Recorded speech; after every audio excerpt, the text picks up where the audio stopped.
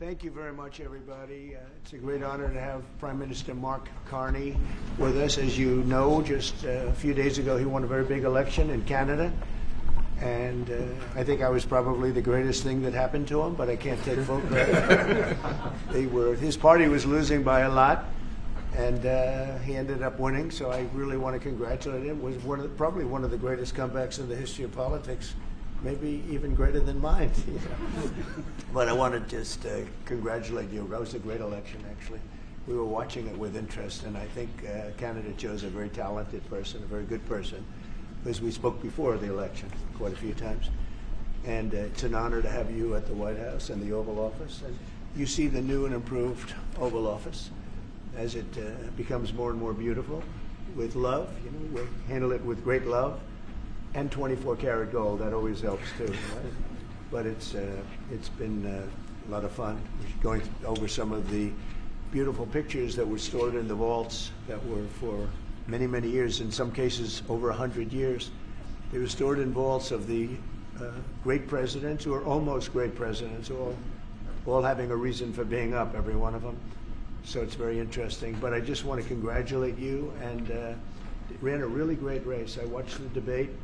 I thought you were excellent, and I think we have a lot of things in common. We have some tough points to go over, and that'll be fine. We're going to also be discussing Ukraine, Russia, the war, because Mark wants it ended as quickly as I do. I think it has to end. We had some very good news last night. The Houthis have announced that they are not, or they've announced to us at least, that they don't want to fight anymore. They just don't want to fight, and we will honor that. And we will stop the bombings, and they have capitulated. But more importantly, we will take their word. They say they will not be blowing up ships anymore, and that's what the purpose of what we were doing. So that's just news. We just found out about that. So I think that's very, very positive. They were knocking out a lot of ships going. As you know, sailing beautifully down the various seas. It wasn't just the canal, it was a lot of other places. And I will accept their word, and we are going to stop the bombing of the Houthis, effective immediately. And Marco, you'll let everybody know that, okay? Do you have something to say about that, by the way? It's a pretty big announcement. Yeah, this was always a freedom of navigation mission. These are, a band of individuals with advanced weaponry that were threatening global shipping, and the job was to get that to stop. And if it's going to stop, then we can stop. And I think it's an important development. And we'll have maybe before we're going to, as you know, the Middle East, Saudi Arabia. We're going to UAE and Qatar, and that'll be, I guess, Monday night. Some of you are coming with us. I think before then we're going to have a very, very big announcement to make, like as big as it gets, and I won't tell you on what, but it's going to, and it's very positive. I tell you if it was negative or positive. I can't keep that out. It is really, really positive, and that announcement will be made either Thursday or Friday or Monday before we leave. But it'll be one of the most important announcements that have been made in many years about a certain subject, very important subject. So you'll all be here. Mark, would you like to say a few words? Well, thank you, Mr. President. I'm on the edge of my seat, actually. But thank you for your hospitality and above all for your leadership. You're a transformational president, focus on the economy with a relentless focus on the American worker, securing your borders, ending the scourge of fentanyl and other opioids, and securing the world. And I've been elected with my colleagues here, with the help of my colleagues here. I'm going to spread the credit to transform Canada with a similar focus on the economy, securing our borders, again on fentanyl, much greater focus on defense and security, securing the Arctic and developing the Arctic. And the history of Canada and the U.S. is we're stronger when we work together, and there's many opportunities to work together. And I look forward to, addressing some of those issues that we have, but also finding those areas of mutual cooperation so we can go forward. That's great. Very nice. Thank you very much. It's a very nice statement. Mr. President, Anybody? Mr. President, is USMCA dead? No, it was actually very effective, and it's still very effective, but people have to follow it. So, that's been a problem. People haven't followed it. But it was a transitional step a little bit, and as you know, it terminates fairly shortly. It gets renegotiated very shortly. But I thought it was a very positive step from NAFTA. NAFTA was the worst trade deal in the history of our country, probably in the history of the world. And this was a transitional deal, and we'll see what happens. We're going to be starting to possibly renegotiate that if it's even necessary. I don't know that it's necessary anymore, but it served a very good purpose. And the biggest purpose it served is we got rid of NAFTA. NAFTA was a very unfair deal for the United States. A very, very terrible deal. It should have never been made. It was made many years ago, but it should have never been made. Mr. President, Canada and the United States, would you like to see your first trade deal be with Canada, our neighbors in the world? I would love that. Look, I have a lot of respect for this man, and I watched him come up, in a sense, through the ranks when he wasn't given much of a chance, and he ran a really great campaign. He did a really great debate. I think that debate was very helpful. I was going to raise my hand. I don't know if that's good or bad. I shouldn't say that. That might hurt you. But no, he ran a really great election, I thought. And yeah, something could happen. Something could happen. Yeah, please. What's the top concession you want out of Canada? The top concession you want out of Canada? Concession? Yes. Friendship. But that's not a concession. No, we're going to be friends with Canada. Regardless of anything, we're going to be friends with Canada. Canada is a very special place to me. I know so many people that live in Canada. My parents had relatives that lived in Canada, my mother in particular. And I love Canada. I have a lot of respect for the Canadians. Wayne Gretzky, how good, the great one. You happen to have a very, very good hockey player right here on the Capitals, who I have a lot of respect. He is a big, tough cookie, too. Just broke the record. And he's a great guy, and we had the team here, and I got to know a lot of the players. But Canada is a very special place. Yeah, please. Mr. President, and Mr. Prime Minister, I'd like to get your response to this too. But Mr. President, you had said that Canada should become the 51st state. Were you joking? No. Well, I still believe that, but it takes two to tango, right? But no, I do. I believe it would be a massive tax cut for the Canadian citizens. You get free military, you get tremendous medical cares and other things. There would be a lot of advantages, but it would be a massive tax cut. And it's also a beautiful, as a real estate developer, I'm a real estate developer at heart. When you get rid of that artificially drawn line, somebody drew that line many years ago with like a ruler, just a straight line right across the top of the country. When you look at that beautiful formation when it's together, I'm a very artistic person, but when I looked at that beauty, I said that's the way it was meant to be. But I do feel it's much better for Canada, but we're not going to be discussing that unless somebody wants to discuss it. I think that there are tremendous benefits to the Canadian citizens, tremendously lower taxes, free military, which honestly we give you essentially anyway because we're protecting Canada if you ever had a problem. But I think it would really be a wonderful marriage because it's two places that get along very well. They like each other a lot.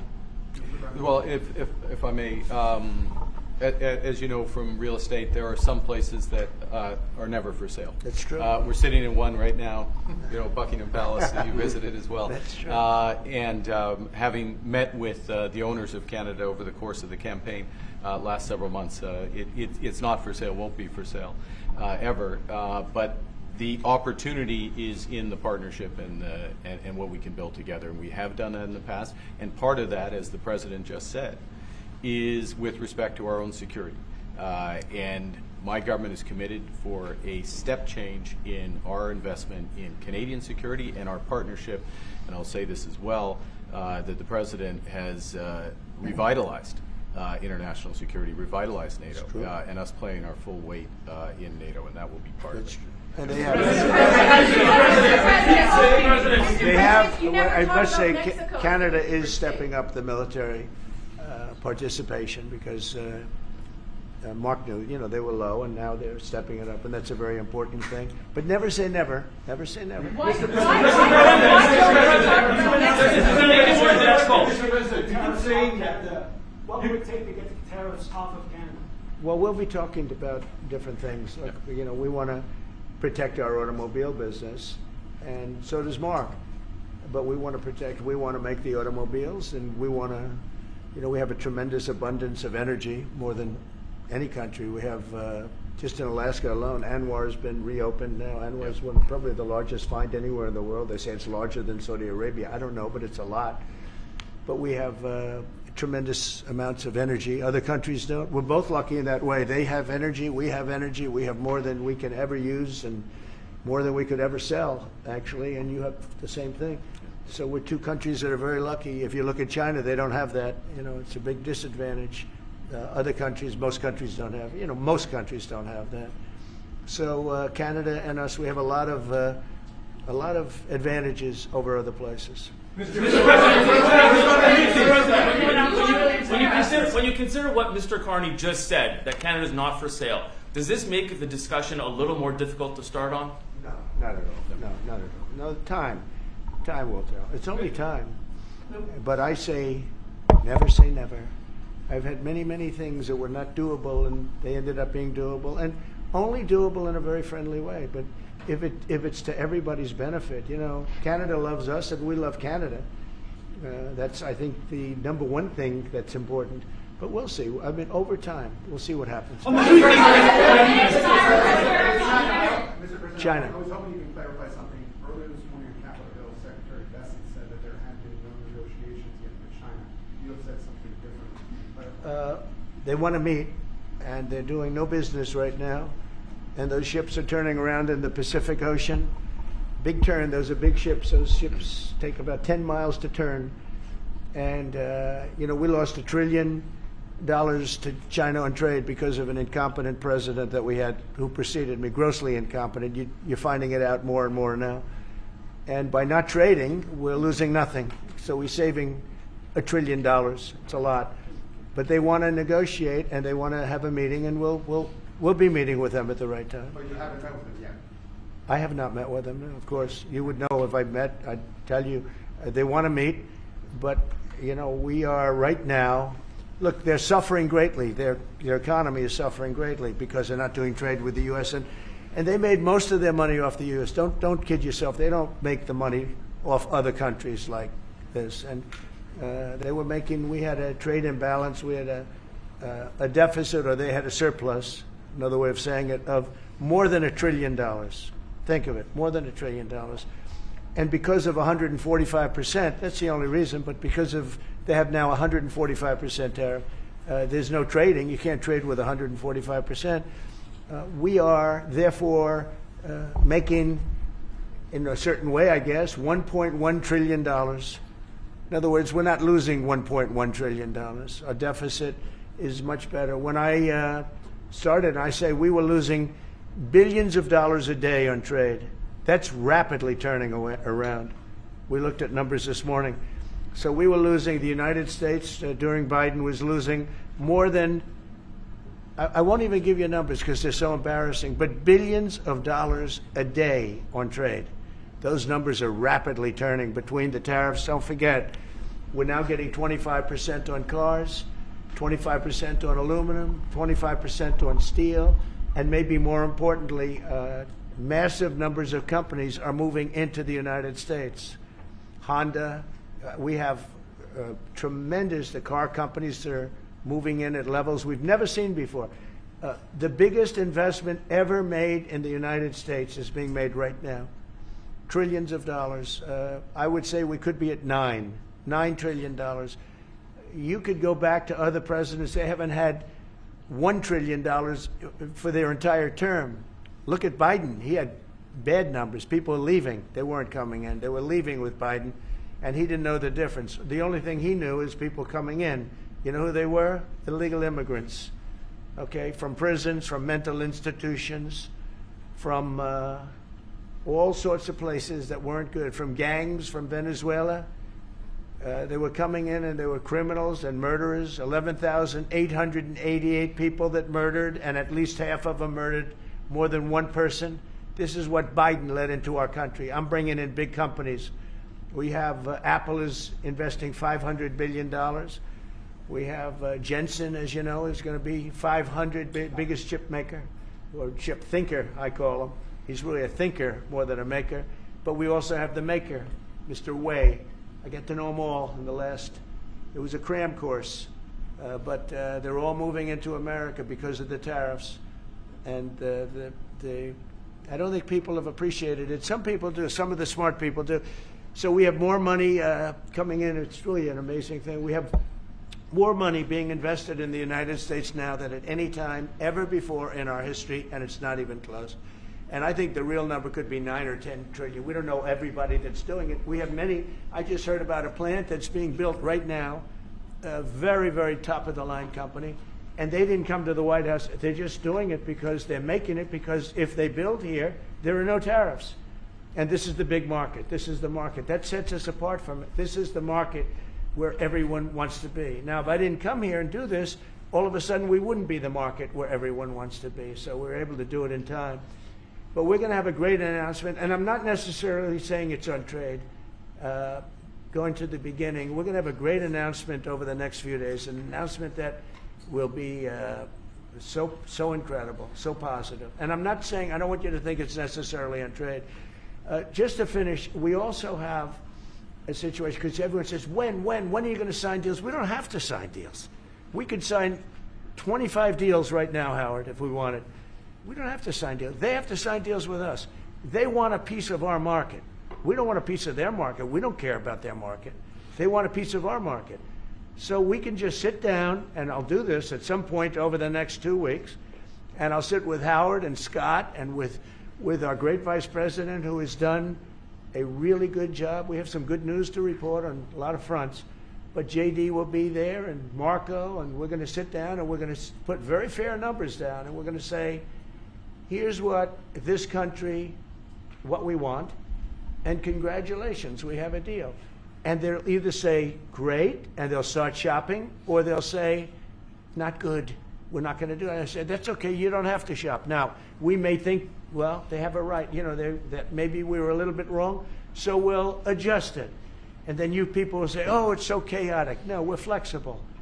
But we'll sit down, and we'll, at some point, in some cases, we'll sign some deals. It's much less important than what I'm talking about.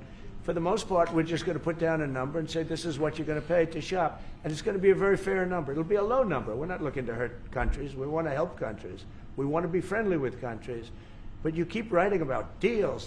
When are we going to sign? When? It's very simple. We're going to say, in some cases, we want you to open up your country.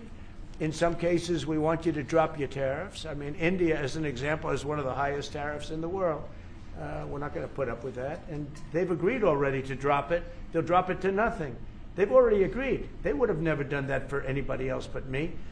So we're going to put down some numbers, and we're going to say our country is open for business. And they're going to come in, and they're going to pay for the privilege of being able to shop in the United States of America. It's very simple. It's very simple. So I wish they'd keep, stop asking, how many deals are you signing this week? Because one day we'll come and we'll give you 100 deals. And they don't have to sign. All they have to do is say, oh, we'll start sending our ships right now to pick up whatever we want or to bring whatever we want. It's very, very simple. And I think my people haven't made it clear. We will sign some deals. But much bigger than that is we're going to put down the price that people are going to have to pay to shop in the United States. Think of us as a super luxury store, a store that has the goods. You're going to come and you're going to pay a price, and we're going to give you a very good price. We're going to make very good deals. And in some cases, we'll adjust. But that's where it is. And we've been ripped off by everybody for 50 years,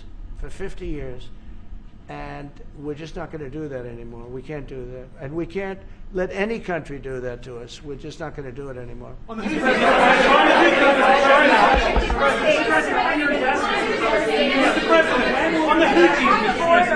Houthis, can you tell us a bit more about the deal that you've reached with the Houthis that you No, mentioned? it's not at a the start? deal. They've said, please don't bomb us anymore, and we're not going to attack your ships. And where did you hear about that?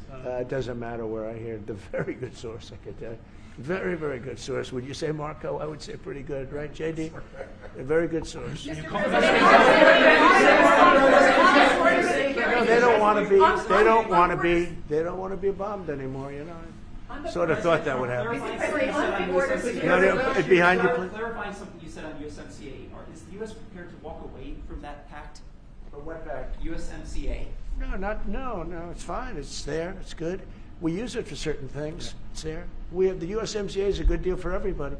I won't say this about Mark, but I didn't like his predecessor. I didn't like a person that worked for. She was terrible. Actually, she was a terrible person, and she really hurt that deal very badly because she tried to take advantage of the deal and she didn't get away with it. You know what I'm talking about. But so you know, we had a bad relationship having to do with the fact that we disagreed with the way they viewed the deal, and we ended it. You know, we ended that relationship pretty much. The USMCA is great for all countries. It's good for all countries. We do have a negotiation coming up over the next year or so to adjust it or terminate it. Mr. President, I'll say a word on USMCA if I may, Mr. President. It is a basis for a broader negotiation. Some things about it are going to have to change. And part of the way you've conducted these tariffs has taken advantage of existing aspects of USMCA. So it's going to have to change. There's other elements that are come, and that's part of what we're going to discuss.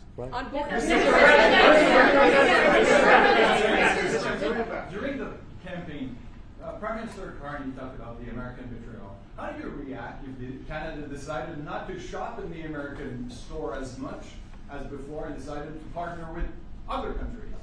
Well, we don't do much business with Canada from our standpoint. They do a lot of business with us. We're at like 4%, and usually those things don't last very long. You know, we have great things, great product. The kind of product we sell, nobody else can sell, including military. Look, we make the best military equipment in the world, and Canada buys our military equipment, which we appreciate. But we make the best military equipment in the world by far. The missiles, the submarines. Everything we have is really top notch. I rebuilt our military during our last term. Stupidly, we gave some away to Afghanistan, which shouldn't have happened. But that was, I think it was the most embarrassing moment in the history of our country. It was just a very incompetent people. But if you look, the man that's now the head of our Joint Chiefs, he led the attack on ISIS for me. That's why he's the head of the Joint Chiefs. And Raisin Kane, he was unbelievable. And as you know, we defeated ISIS in 3 weeks. It was supposed to take 5 years. We did it in 3 weeks. And he ran the campaign. I said, I like him. But I knew him before. I went to Iraq, and we agreed to a plan, and that was the plan. And as you know, we did it in record time. So we have the best equipment in the world. We have the best, a lot of things.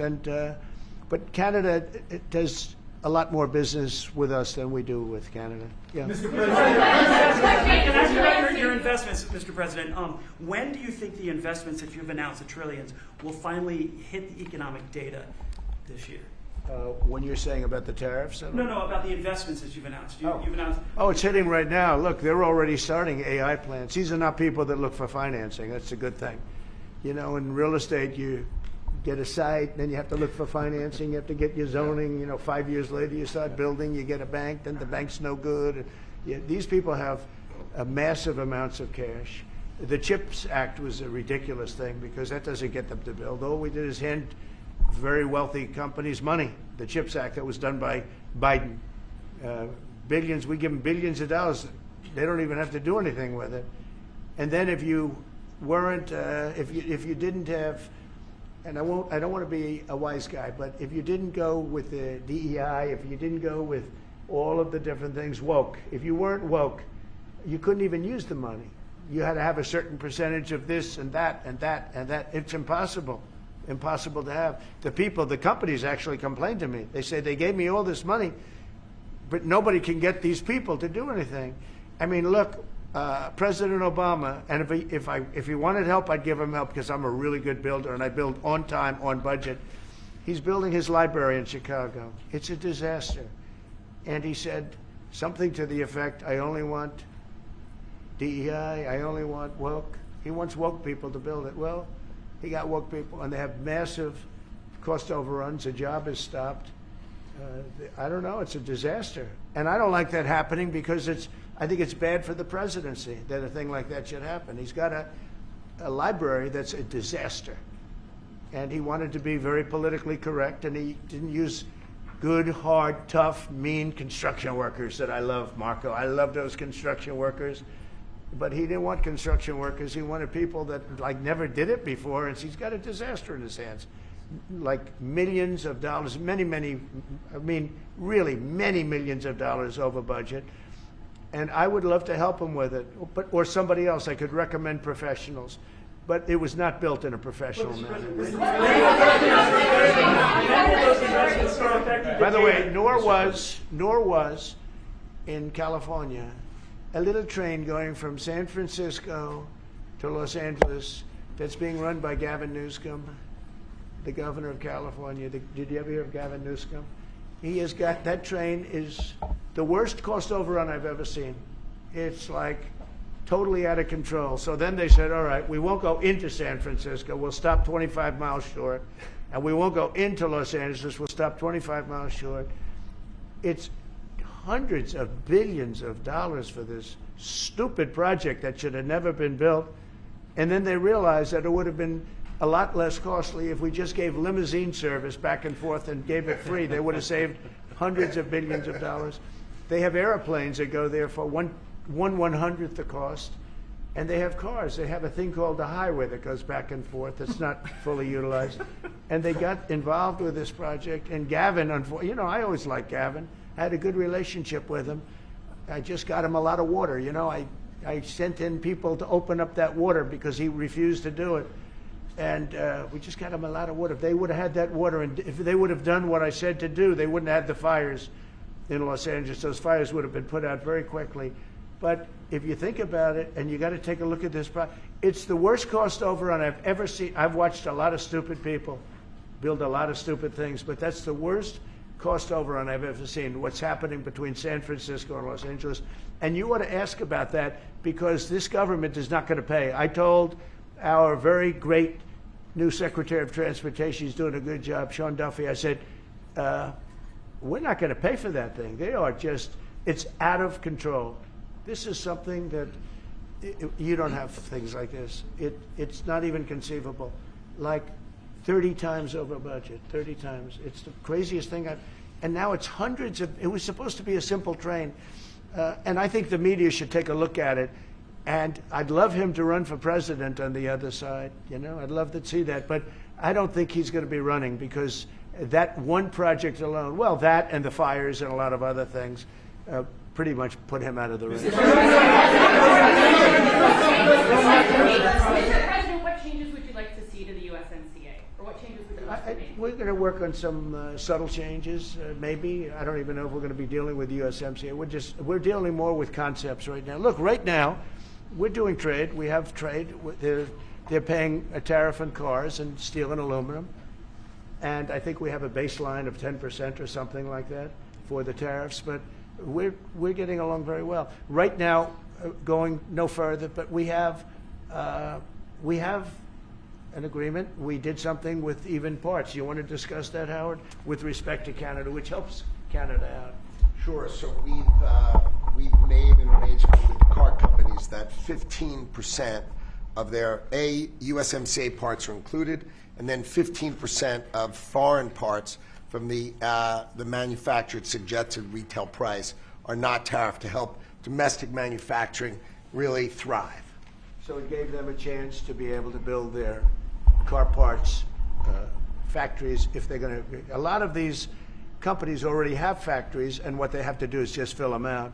But they're able to build them in the United States, so we gave them a pretty substantial period of time. Just to clarify, Mr. President, is there anything the Prime Minister can say to you today to change your mind on tariffing Canada?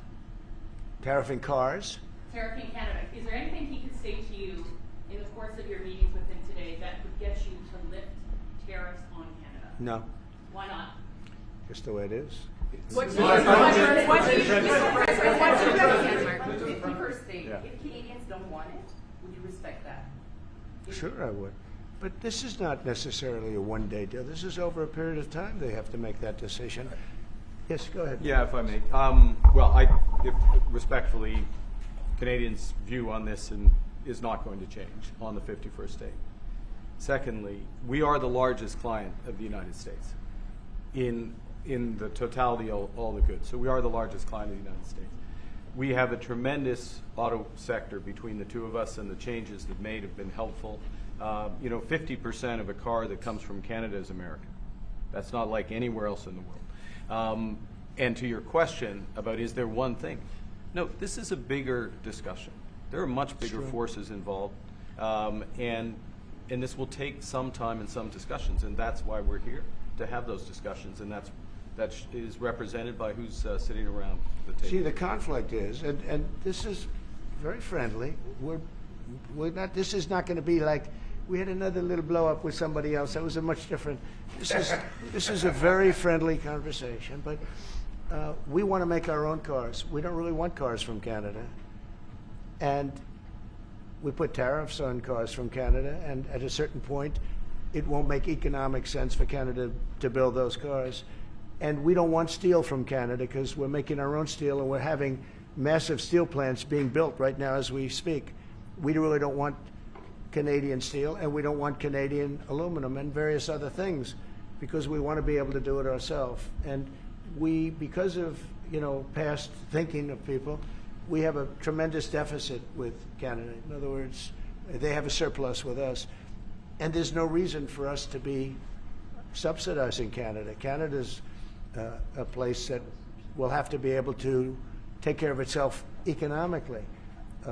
I assume they can. I will tell you that Trudeau, when I spoke to him, I used to call him Governor Trudeau. I think that probably didn't help his election. But when I spoke to him, I said, so why are we taking your cars? Why are we taking we want to make them ourselves. I mean, I said, and if the price of your cars went up, or if we put a tariff on your cars of 25%, what would that mean to you? He said that would mean the end of Canada. He actually said that to me. And I said, that's a strange answer, but I understand his answer. But no, I mean, it's hard to justify subsidizing Canada to the tune of maybe $200 billion a year. We protect Canada militarily, and we always will. We're going to, that's not a money thing. But we always will. But, it's not fair.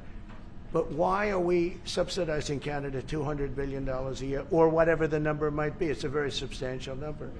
And it's hard for the American taxpayer to say, gee whiz, we love doing that. Thank you very much. We're going to have a very substantial. Thank you.